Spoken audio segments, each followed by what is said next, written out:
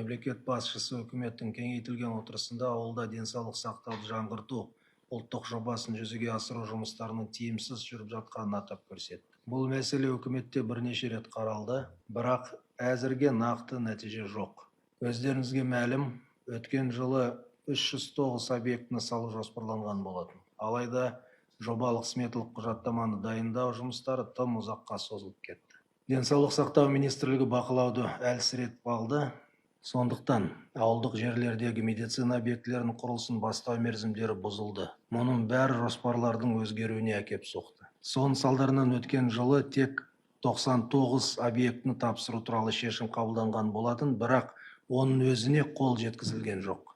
Ұлттық жобаны жүзеге асыру сапасын жақсарту үшін жұмыс қарқынын барынша күшейту қажет. Денсаулық сақтау министрлігі мен әкімдіктер биылғы жылы барлық объектілердің құрылысы мен оларды пайдалануға беруді нақты мерзімінде аяқтау қажет.